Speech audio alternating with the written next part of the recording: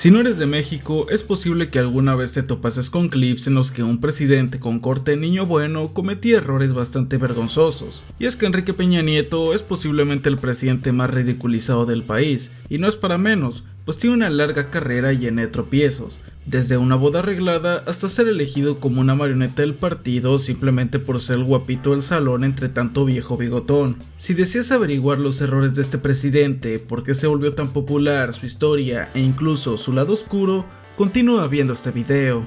La historia de Enrique Peña Nieto no comienza con su nacimiento, sino como toda gente blanca y privilegiada por sus antepasados. Enrique Nieto Montiel sería el primero con el apellido Nieto en comenzar la que posteriormente sería conocida como la dinastía Nieto, comenzando a ser alcalde de Atlacomulco en 1953 y casándose con otra reconocida integrante del partido político familiar, el PRI. De esta relación nació la madre del futuro presidente, María Perpetua Socorro Nieto Sánchez, que más tarde se casaría con Enrique Peña del Mazo, que tendría una historia similar a su mujer, ambos habiendo tenido un abuelo y primos con altos cargos en el poder relacionados al PRI. Enrique tendría su infancia en Atlacomulco, Estado de México, pero se mudaría a Toluca durante su adolescencia, cuando habría sido llevado a rastras por su padre a distintos mítings políticos de tanto familiares como amigos suyos, pudiéndosele ver a un Enrique de 14 años repartiendo volantes. Antes de entrar al bachiller y quizá como compensación por lo anterior, su padre le pagaría un viaje a París para tomar un curso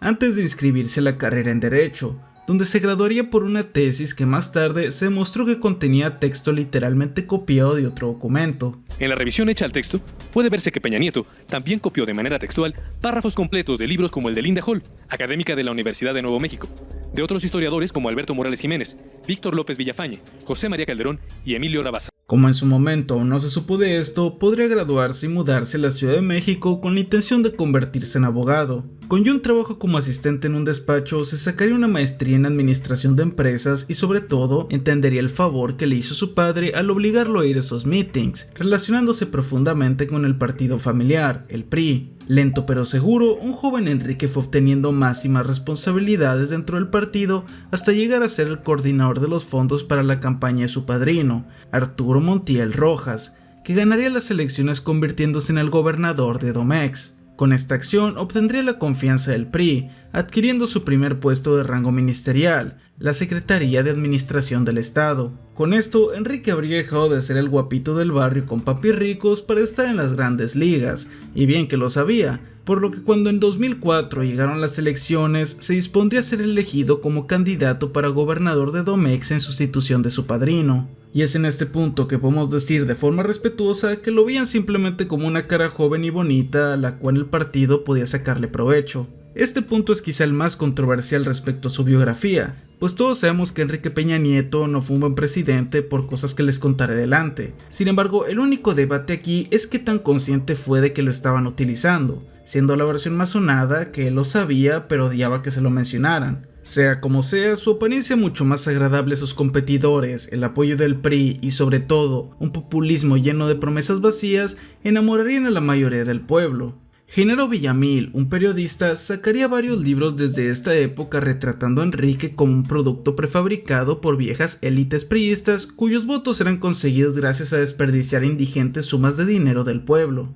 Así, con Enrique siendo gobernador del Estado de México, llegamos al 2006, cuando se diera un operativo que parecía sencillo al trasladar a 8 vendedores informales de flores fuera del mercado Belisario Domínguez. Esto provocaría la indignación de los demás vendedores, a los que se le unirían vecinos, resultando en una pelea campal con machetes, atrincherándose en una casa que sería allanada y resultando con 84 personas arrestadas. A causa de esto, un grupo conocido como el Frente de los Pueblos en Defensa de la Tierra cerraría una autopista y privarían de su libertad a 12 policías, poniendo como condición para dejarlos ir el que liberaran los 84 detenidos y dejaran a los vendedores informales. Fue aquí que Enrique entraría en escena, tomando una decisión muy arriesgada, que fue atacar, resultando por una batalla campal donde integrantes de ambos bandos y hasta periodistas saldrían gravemente lesionados por la misma policía. Mi nombre es Eduardo Verdugo, soy fotógrafo y trabajo para la agencia de noticias AP, Associated Press.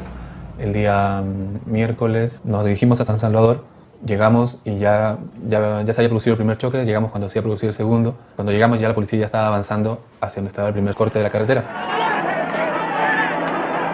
Había escaramuzas de ambos lados, piedras de un lado, piedras del otro. Nosotros con un grupo de fotógrafos y camarógrafos estamos al medio de esta situación.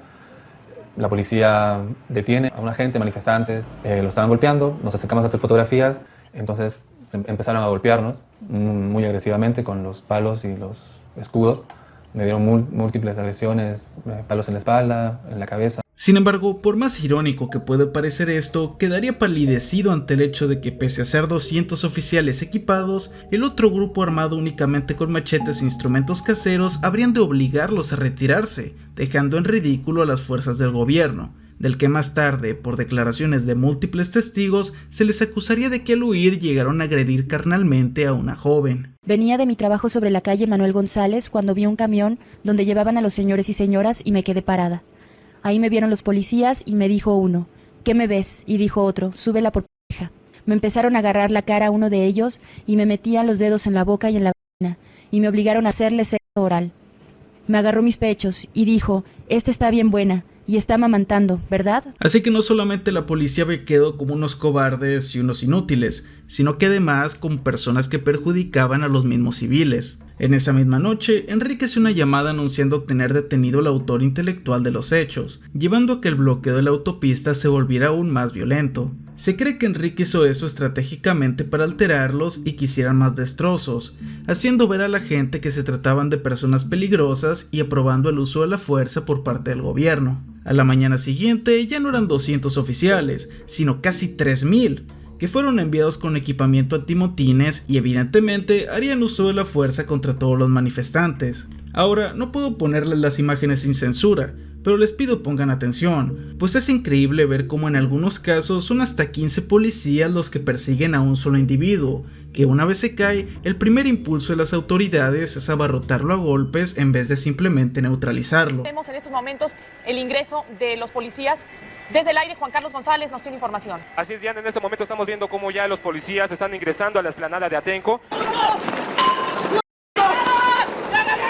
En este acto represivo no solo se agredió brutalmente a la gente que estaba en el bando contrario y que se encontraba desarmada, sino que las autoridades llegaron a entrar a casas que no tenían nada que ver con el conflicto, se denunciaron 26 abusos carnales a mujeres e inclusive se le quitó la vida a un menor de 14 años a través de golpes. Según informes de periódicos locales, fueron casi 300 lesionados, mientras que un agente del gobierno declaró públicamente considerar el operativo como algo limpio. Ahora, ¿cuál fue el castigo tras esto? Pues ni más ni menos que despedir, ojo, no arrestar a 15 policías randoms, castigar penalmente a 5 y que de todos los señalados solo uno fuese declarado culpable formalmente, quedando libre sin pisar la cárcel tras pagar una indemnización. Es después de esto, a finales del 2008, que se da una pequeña polémica que ahora no solo da inicio a la mala reputación de Enrique sobre ser malo, sino también sobre ser tonto, puesto que, pese a que se le aconsejó encarecidamente no realizar un proyecto de luces y sonido en las pirámides de Teotihuacán,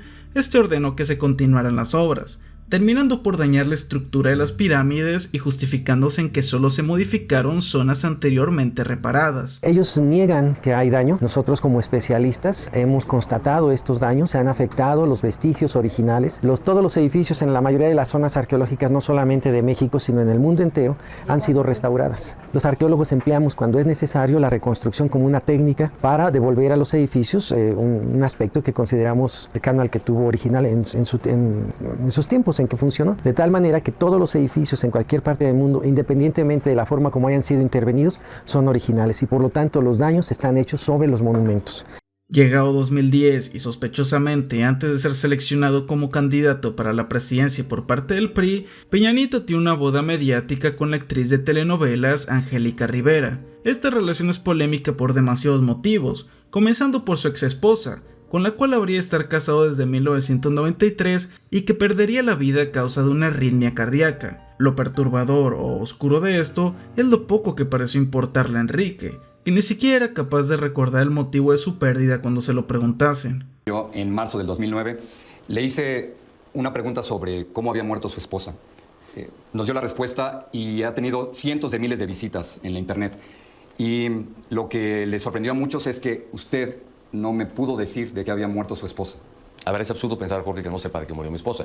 Fue un lapsus por no poderte decir que era que mi esposa sufría en aquel entonces de ataques de epilepsia, que habían derivado justamente eso en alguna insuficiencia cardíaca, que eso le había llevado a perder la vida. Pues cómo no tener claro y conocer esto, simplemente fue un lapsus del que se valieron varios para incluso yo creo que reeditar lo que tú habías presentado y hacer mofa y todo un asunto, prácticamente una caricatura de lo que habíamos entonces comentado entre tú y yo.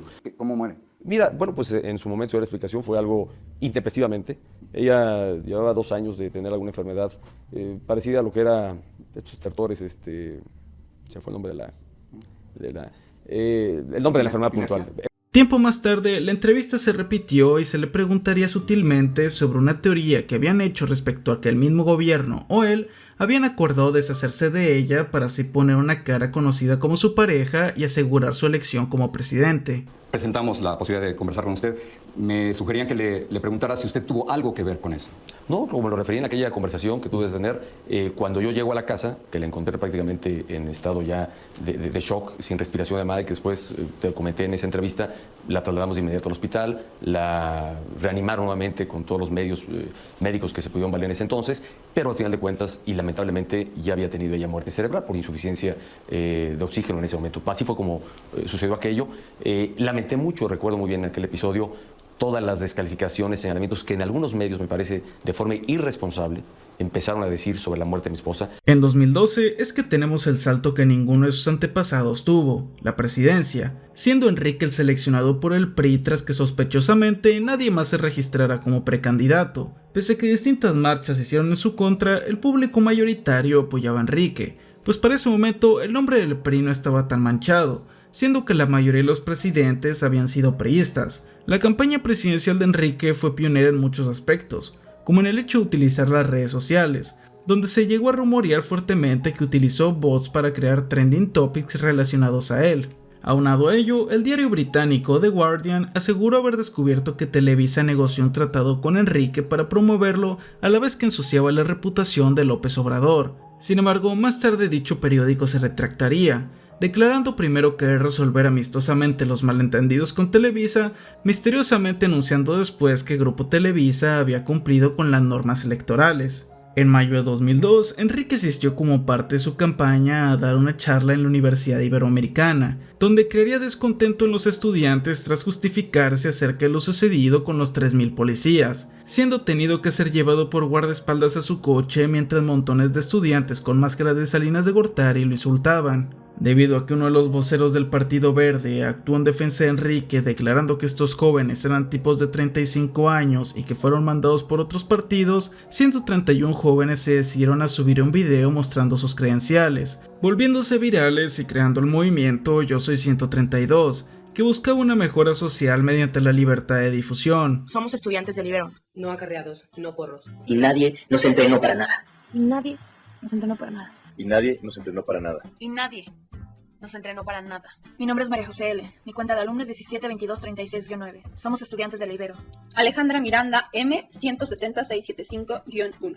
Seguramente te estarás preguntando por qué un vocero del Partido Verde, sí, el mismo partido que más tarde le pagó influencers para que le pidieran a su audiencia que votaran por ellos, estaría defendiendo a Enrique. Y eso es porque para esas elecciones el Partido Verde y el PRI habrían de colaborar, teniendo como único candidato al anteriormente mencionado. Finalmente tenemos el caso del grupo financiero Monex, un banco por el cual se confirmó que una persona dividió casi 71 millones de pesos en múltiples tarjetas que se distribuirían entre los encargados de casillas para influir en los votos. Aunque se confirmó por el IFE que alguien ciertamente hizo la transacción, no pudo validarse que haya venido de alguien proveniente del PRI, quedando como un hecho legal. Sea que un buen samaritano haya decidido pagar 71 millones de pesos o simplemente se haya tratado de una estrategia del PRI, Enrique Peña Nieto se coronaría como ganador con un 38% de aprobación y pronto comenzaría a impartir nuevas reformas que, según como lo veas, parecían ser un pago de favores para los patrocinadores de su costosa campaña.